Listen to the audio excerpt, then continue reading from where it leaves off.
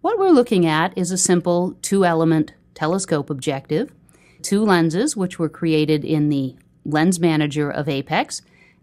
Here we see a ray trace through the two lenses, and we can see that collimated light is incident on the system, and it would be converging towards a focus somewhere in this distance.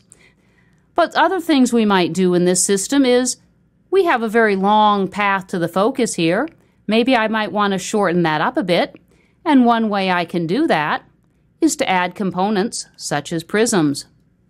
So let's unsuppress the ones I've already created, and you'll notice that the light is coming in, and because the prism wasn't there for the ray trace, it's passing through. But what we can do is do a new ray trace and see where the light propagates next. The other important consideration is you'll notice that although I have pre-positioned these prisms, I could also use this ray trace as a way of determining the best position for my prisms. I could simply move the prism back and forth until I make sure I'm properly capturing the light from the telescope on the appropriate face. But instead, what I'm going to do is simply do another ray trace.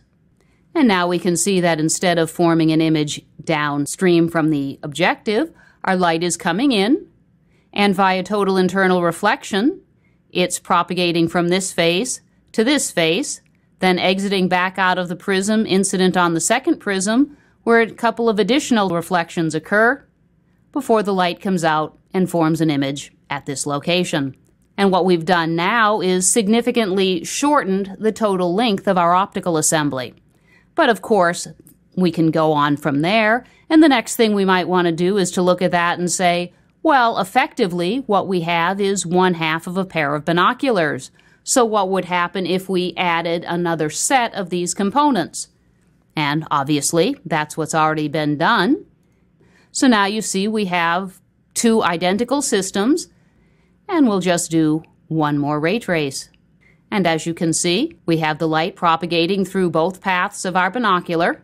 And more importantly, we could determine what the distances were between the two focus positions. But we could also then mate this geometry together so that we could take into account the inter-eye spacing necessary, or the range of inter-eye spacings we would need for our binoculars, and then provide the appropriate mechanical design around this optical assembly so that we could create an entire pair of binoculars.